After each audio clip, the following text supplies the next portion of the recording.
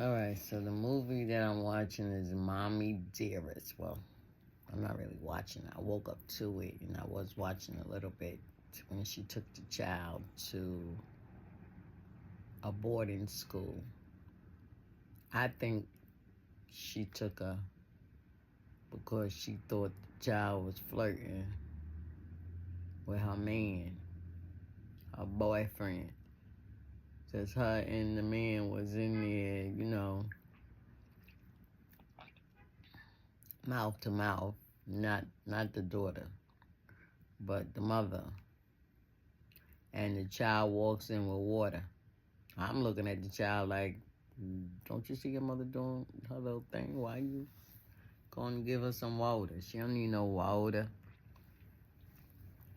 And I wasn't thinking that, but as a parent, I guess you probably thinking the same thing. But she said, I'm going to nip it in the bud right now. You ain't going to be walking in because you may walk in here when we doing the do. So that let her know, I guess, that she had no respect for her privacy. So the next day she took her far to the other side of the world. I'm going to say to the other side of the world. When you go to boarding school, is normally not in your facility. Back then, I don't think they was close by. I think you had to drive far off.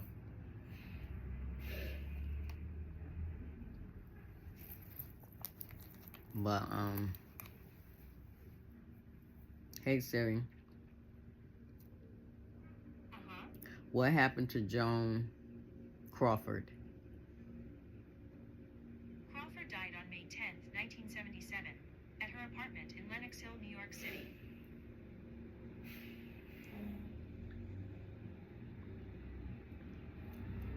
I ain't gonna lie, I was crazy about her. She died in New York City. Wow.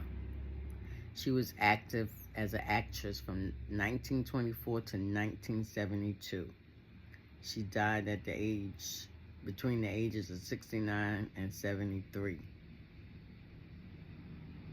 She had 4 children, including Christina. Apparently, she only had 1 brother. Oh, she did. She played Mildred Pierce, for which she won the Academy Award for Best Actress. That was in 1945. That's when she was, I think that's the one with the sisters. No. She did. She played one with us, where she was playing as a sister, and she treated the sister so bad.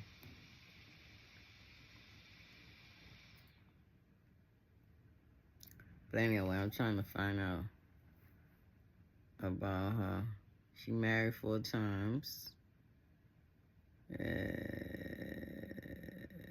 Crawford's relationship had 2 older children, Christine and Christopher was. Let's see what that word means. Speech, angry and bitter. Oh.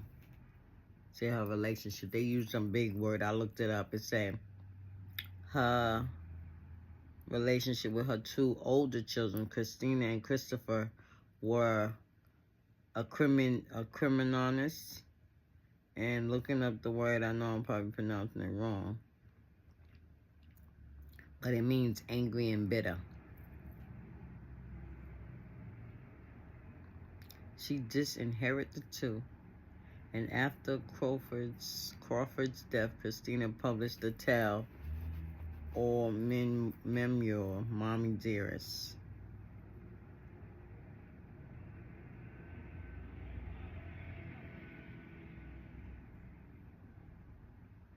Hang on, I'm trying to see, because I heard some. Where is she?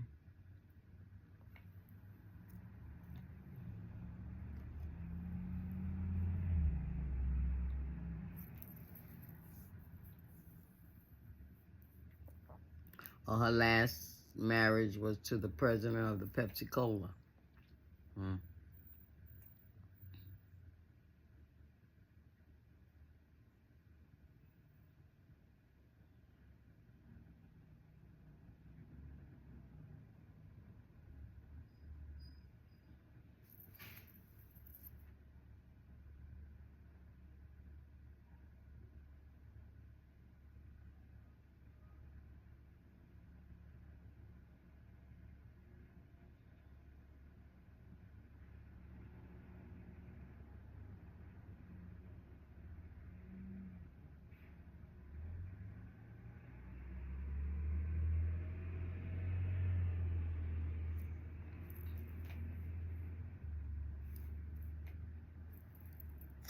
Oh, she did an autobiography.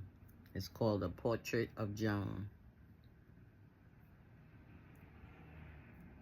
And she did another one. The Portrait of Joan was in 1962. I remember Doubleday.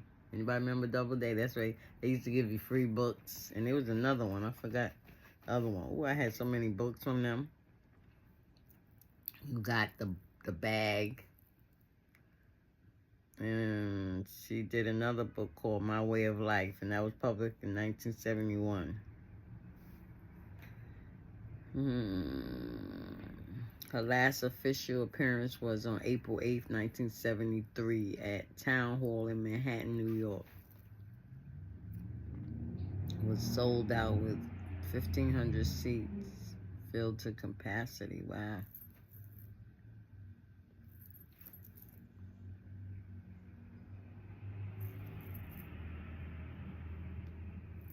She moved in 1973. She moved from apartment 22G to a small apartment next door, 22H, at the Imperial House at 150 East 69th Street, New York City. Ooh, that's interesting. 59th Street, East 69th Street. Her last public appearance was made on September 23rd, 1974. Okay, let's see. Well, she had a heart attack in 1977 and died in her apartment in Lenox Hill, New York City. Her age reported at 69. She gave away her dog. I presume that's what it doesn't say dog, so let me not put a dog here. Giving away her Shih Tzu. Got him linked, so let's see. Ooh, wow, what a dog. Let me show you the dog she had.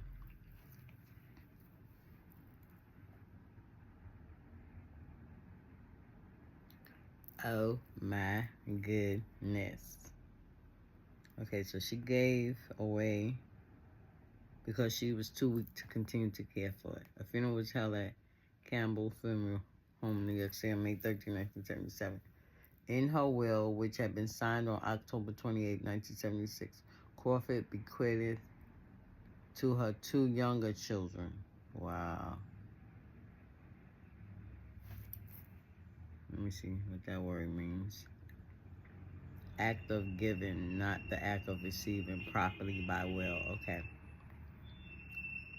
She gave her 2 youngest children, which were Sydney and Kathy, and they also was adopted, $77,500 each from her $2 million estate. She disinherited her 2 eldest children, Christina and Christopher. It is my intention to make no provision herein for my son Christopher or my daughter Christina. Well, in all honesty, they wasn't her children. She just adopted them. That's why I say people adopt kids. Adoption, in my opinion, you have to really love children to adopt children. So, therefore, if you don't love them, God forbid something happens to you and you probably rich or you were rich. If you don't love them, you ain't giving them nothing. And that's what happened to them. She disinherited them. And way earlier when I was reading, it said that she did it back in, I forgot. It is my intention. She wrote, it is my intention to make no provision herein for my son Christopher or my daughter Christina for reasons which are well known to them. Both of them challenged the will and received, they challenged it, and received a $55,000 settlement. Well, and to be all honesty, I would have challenged it too. I mean, that state of mind back then. My state of mind now, keep your money. But the state of mind back then at that time, which was 1976, you know, they was entitled. Those was her adopted children. Their name was on papers. Excuse me. Their name was on papers. New York fought for the rights of children. You know, sometimes New York can be a blast, but I really think that they really stand strong for children. So these kids, doesn't matter whether you got a celebrity mom, dad, or whether you just got somebody that's on welfare, mom, dad.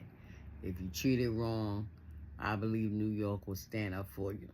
So that's nice. They challenged the will and they received $55,000 settlement. She also did the same thing to her niece, Joan Law, 1933 to 1999. That her niece died 70, 80, 90, about 20 years after her. She was born Joan Crawford something else. LaShore, the only child of her strangled brother. Oh, wow. So her brother, she only had one brother. Joan Crawford only had one brother. And her brother only had one child. And so she only had one niece. And she, wow, that lady was something else. She just credited her too. But I guess she didn't try for anything because it doesn't say that she got anything. And she said that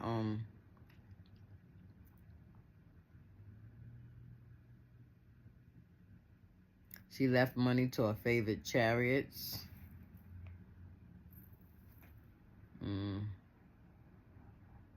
During the World War II, she was a member. Wow.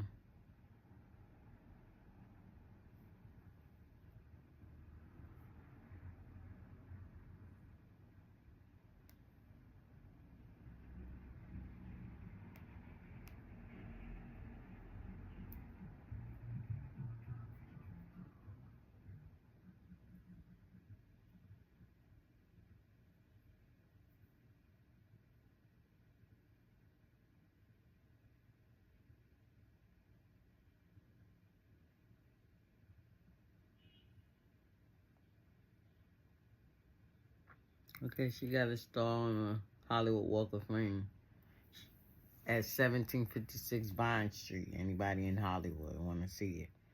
The address is 1752 Vine Street, Hollywood Walk of Fame. She was a good actor.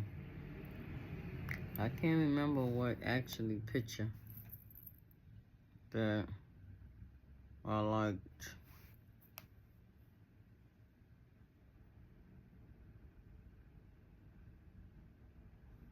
So she really liked it. She liked it, Kathy and Cynthia. You know what? I think parents, in my perspective, parents have a lot of problems with, I won't say a lot of problems. Parents may class with their children that are like them and gravitate to children. When I say, gravitate to children,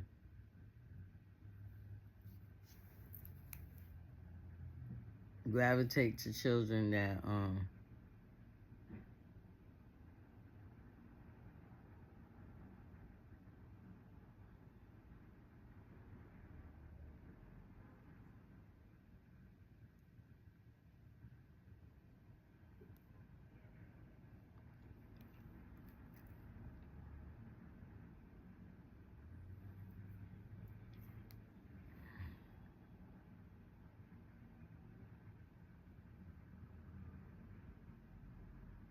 gravitate. Okay, sorry with that.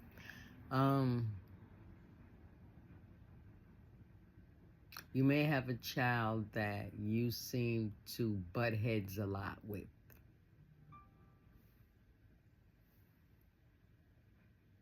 Possibility could be because that child reminds you of you. And the things that they're doing aggravates you because you did it. I can only speak from my own experience. Because you did it or you didn't do it. No. I'm going to say because you did it.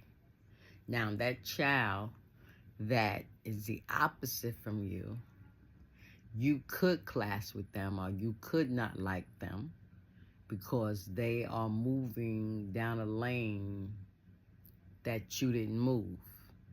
You could have moved, but you didn't move that lane. So therefore, it's showing you up again in this child. Both children showing you up, but the child that's showing you up in a positive way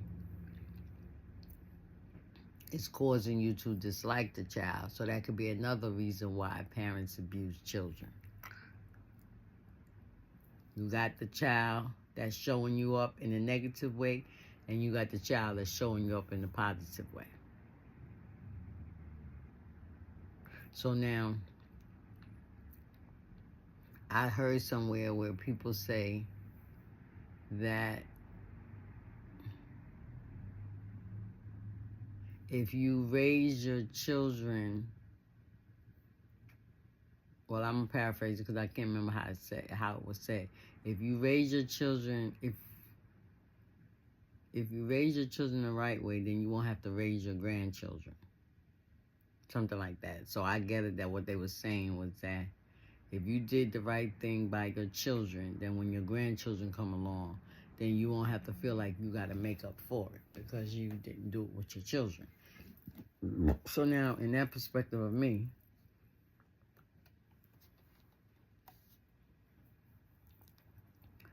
there was some things, it may have been a lot of things, but I could, in their point of view, I can only speak from my point of view. There's some things that had happened with my children that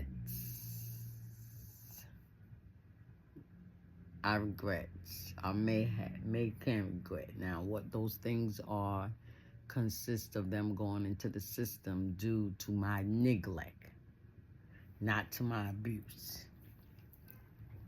I had got arrested way when I was younger, and the arrest was based on child abuse.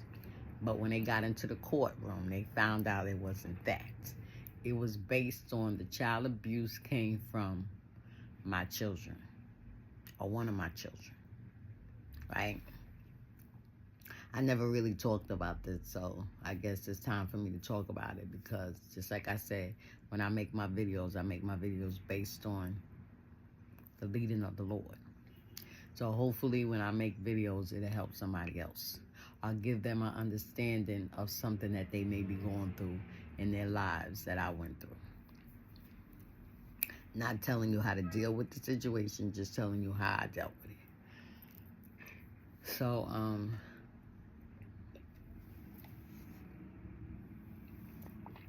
yeah, during that time, I had left out to go to work. No, I believe it was the church. Yeah, it was the church. And I left everybody in the house. I always would leave my son because my son was the oldest of all the children. So I would leave him to watch the kids. And I would leave them when I would work from 4 o'clock p.m. to 12 o'clock a.m. And sometimes I didn't get home till 1 or 2 o'clock. And half the time when I would get back home, they would be asleep. I would leave the responsibility on my son, so he would have to feed them, take care of them. You know, all the things that needed to be done. Now, I have to be honest, whether it was done, I wouldn't know because I wasn't there. But when I would come back home, my house would be cleaned up to a certain extent, you know, things like that. So then okay, so this is when they little. So I went out to go to church. And when I got to the church, right, I got a call from my cousin, if I'm correct. She said that the kids was in the hospital. I said, in the hospital? I said, what they in the hospital for? She said, they in there with the cops. I mean, I gotta like kind of paraphrase it because I can't really remember. That was a while ago, some decades ago. So, she said, you need to go to the hospital. So we was having rehearsal. That's what it was. We was having rehearsal. And I went upstairs and I told Pastor Glover. Pastor Glover was like, what? Let me tell you what Pastor Glover did. Pastor Glover shut down that rehearsal. And we went, everybody got in cars. Elder Robinson rode, wow, she was with me. Elder Robinson rode in the cop car. They normally don't allow people to ride. When they arrest you, you got to go in there by yourself. Cause, let me see, did they arrest me? No, they didn't arrest me. No, I had to go to the precinct first. So I was in Elder Robinson, I was in Pastor Glover's car. And we rode, it was Pastor Glover, Elder Robinson. No, Bishop wasn't there. I can't even remember the answer. It was a lot of us. It could have been everybody. Could have been everybody. Because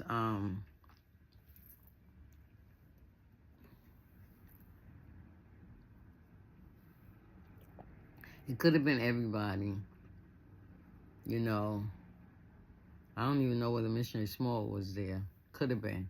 But I remember Elder Robinson and Pastor Glover, because Pastor Glover was my aunt, and she was the one I would go to in reference to my business. Elder Robinson is the one that Pastor Glover will always use to be with me. So we rode to the precinct. We got to the precinct. I went in and told them who I was. They said, oh, you Miss Jordan. I said, yeah, we got your children at the hospital. I said, okay. I'm not thinking nothing because I'm like trying to figure out why they at the hospital. So I get to the house. We get into the car, and the police, Elder Robinson asked the police, said, well, I'm gonna ride with her because I'm not leaving her by herself like that, right? So she was in the car with me. She was holding my hand and all that stuff. And, you know, I'm trying to think, was that my first offense? Yeah, that was my first time. So it was all new to me. I had to be about, Danielle was a little baby. So that got to be like, I'm still at that apartment. My grandmother's still alive, right? This is 93. My grandmother died in 95. 92, 93, 94, 95. So this happened after my grandmother died. Because I'm not remembering my grandmother being in the picture. So I'm going to be honest with you. A lot of things started happening in my life after my grandmother died. And who's to say it could have been because of my loss of her, now that I'm thinking about it. Okay, so now we get to the hospital. Now the hospital, I was living on Saddam Street. I don't know whether y'all know Saddam Street at the time. But that my house that I was living in, the house that I was living in, not my house, the house that I was living in was started Ridgewood, Queens. So I was living on Saddam between St. Nicholas and Cypress Ave. So anybody know that area? So the house that I lived was the second house from Cypress side. And it was about 1, 2, 3, maybe about 3 or 4 houses from the St. Nicholas side. So it was a slight hill, not a long hill, not a big hill. And right on the corner was a school. So the school took up, I guess, a lot of the space of the Brooklyn side. So that caused my house to fall into Queens. I keep saying my house, the house I was in. So that was my first offense. So the landlord was, I don't know her nationality. I just have to say Caucasian. You know, I think Caucasian mean white, skinned. So, but she was not American. But she was nice. When I first moved in there, she was nice. So this is like maybe the middle of the year that I had done moved in there. So this is 92. I had to move there my mother died, listen to me, my father died in 1994, my grandmother died in 1995. So I'm trying to think. Yeah, I was living there because I remember the phone call, so I was living there to 1995. 1994, I had to be living there. Yeah, because I got the check from my father and all that stuff, yeah. So, 1994. So, Danielle was about, yeah, she had to be a baby. Yeah, I want to get all this together so I know how to tell the story.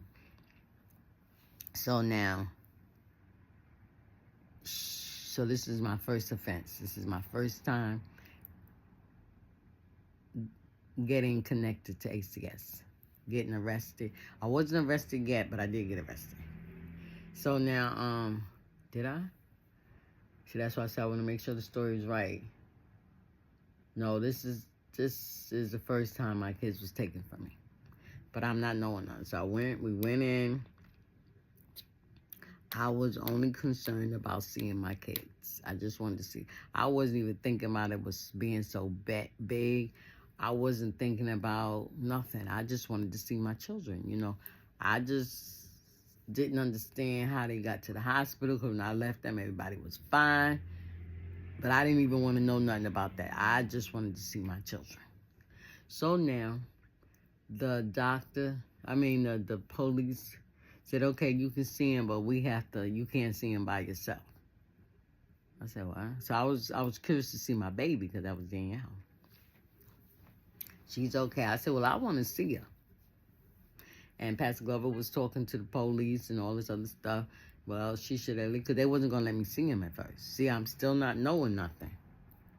They just didn't put the handcuffs on me, but in a sense, I was I lost the custody of them. And when I say the custody, I don't mean paper right, or through paper right, or through the courts or nothing, but the cops had an image of me being bad. So just like I just said, New York City will take her for kids, right? So I didn't know what was going on. I didn't know why the cops was acting the way they was acting towards me. So they let me go in there and see my kids, right?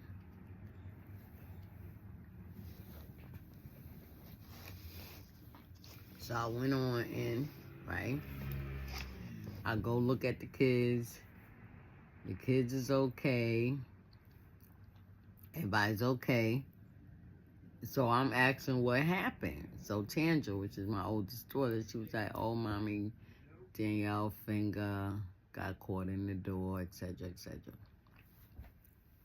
And what I was told is that the landlord called the cops. Instead of calling, well, she called the cops. And so much was going on at that time, because I'm presuming we was there for 3 years already. So much was coming, 2 years the most, because she was 3, 95, 90, she was born 1992, 93, 94, 95. Mommy died 95, my father died 94, and we still was living there. When mommy died, I was living there. So we had to be living there maybe about 2 years, right? So now, it's being told, well, I think the cops told me that the ambulance, that I think it was from the cops. The cops is the one that told us that the baby finger got caught, and she was screaming and yelling, and the older kids was trying to keep her quiet, but it wasn't working. So the landlord went up there to see what was going on. And when she got there, I think the child finger was bleeding, and something was going on, and she called the cops. Because now she knew I would go out and leave the kids. She knew that already. So she called the cops, and the cops came, saw there was no adult in the house, and that's how the kids got taken. That's how. Otherwise, they wouldn't have took the kids if there was adult there. But she knew that they would take the kids, so she would call. That's what she called, and we was having some discrepancies. She had done argue. She had a lot of arguments with me.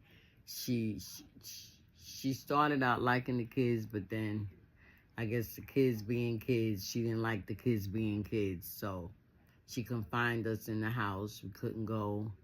They couldn't play in the front of the building. They couldn't play on the side of the building. They couldn't play in the back of the building because we had a driveway. So I don't know whether she ever had a car or not. But there was a driveway there. And when I would rent, I would put the car in there. She didn't want me to put the car in the driveway. It was just, I just think she had something against the kids. And unfortunately, I'm the parent. I'm going to take her for my kids. So I got the backlash. So that was a backlash. That was her way of getting us out that house. Even though if I wasn't hot-headed and just like I said, when things are going away and I always wanted to keep the peace, I would run. So if I had not ran and stood my ground, I'm not going to say I would have still been there, but I would have been there for a little while longer. You know. Because I was told in the courts that I didn't have to go. I could stay because the courts was on my side. Right? They had well, whatever. So now we in the hospital. I find out what happened. But I still don't know what's going on. So I'm asked inside if I can take the kids back, right? And they telling me no. The cops is telling me no. Because I'm talking to the doctors, and the doctors is like acting all kind of funny. You know, whenever there is a child abuse case, the doctors can't talk to the parent. Found that the hard way. Because I was like, why the doctors ain't talking to me? What's going on? These are my children. But in all honesty, they wasn't my children in the sight of law. They had done took them from me. So now the cop comes to me. He said, all right, well, let me explain to you what's going on. We could arrest you, but we're not going to arrest you because you're here with your church folks, right? So thank God for the church folks. They kept me from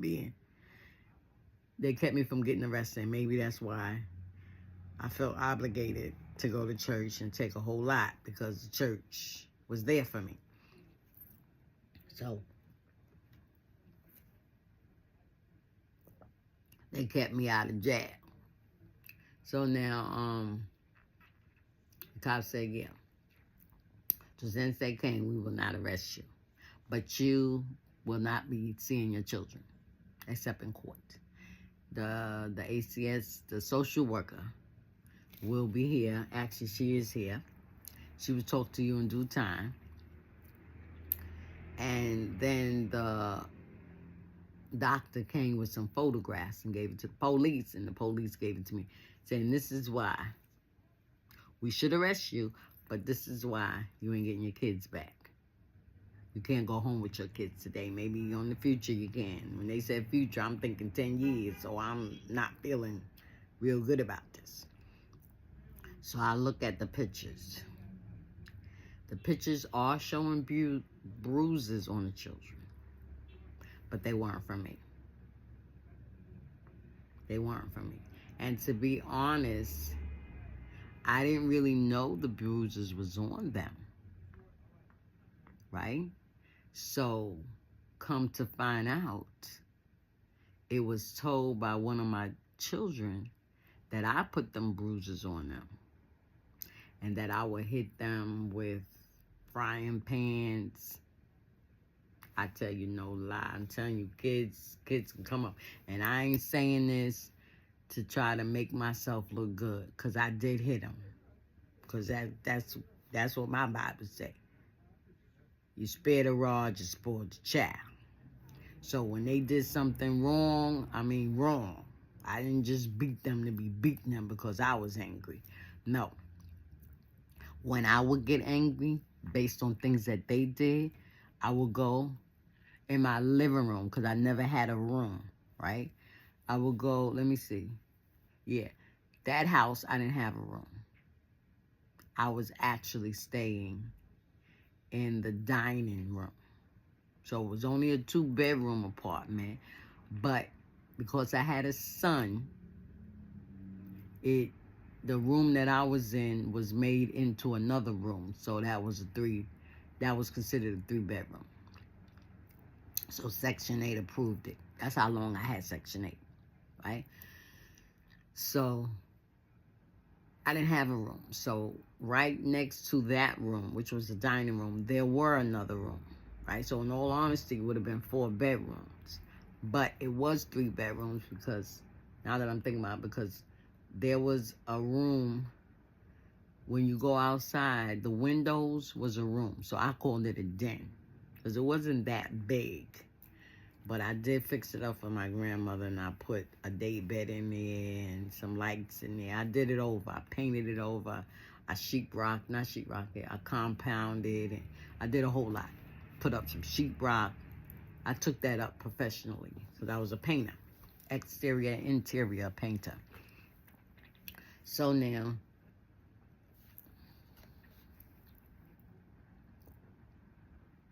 the kids had told the doctor, and I guess the doctor told the cops, or maybe they told, because you know the cops got to talk to the children. So they had the social worker. They talked to the social worker. So the child had told the authorities that I was the one that put the bruises on them. That I would hit them upside their heads with frying pans. I would throw stuff at them. I would hit them with brushes. I would hit them with brooms.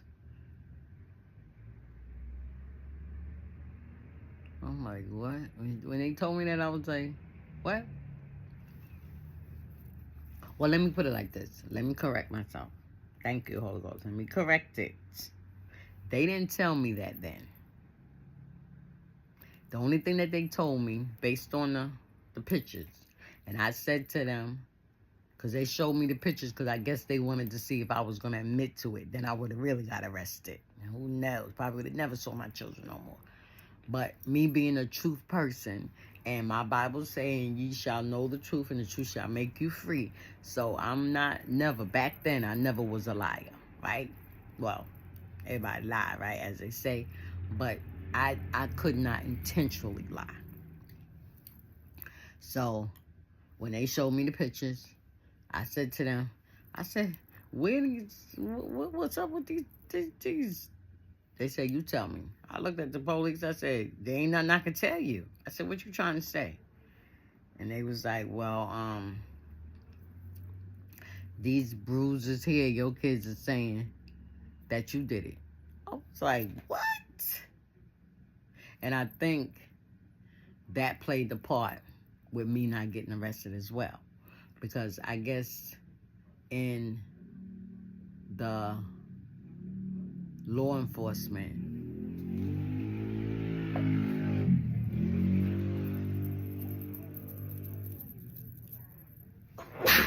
excuse me, I guess in the law enforcement, let me spray.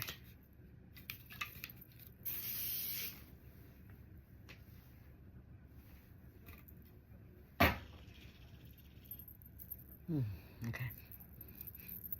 Took that sneeze away. I guess in the law enforcement, they are trained, or maybe some of the cops have took up in their college careers, you know, how to be able to tell if somebody's lying. You know, your intuition play a part in working with the law, working in the doctor, any kind of, in certain kind of fields, your intuition play a big part in it. So I'm guessing that the intuition of this cop and the way I responded let him know that I didn't do that. So that also, apart from the church, that also saved me from actually getting arrested that night. So I was like, what? I said, let me tell you something. I said, them kids be beating up on each other. I be trying to tell. I'm always breaking them up. So the cops say they be fighting one another. I said, yeah. I mean, they don't be fighting like beating each, but looking at them bruises, they look like they be. It looked like they be fighting each other. This is what I was saying in my head. I said, well, from these bruises, they look like I'm gonna have to pay attention to my kids. They look like they fighting one another. They had bruises on their arm, on the back. Now y'all can say whatever y'all want to say. Yeah, look at her lying. She knows she did. Y'all, I do not care what y'all think. I know the story. Okay? So,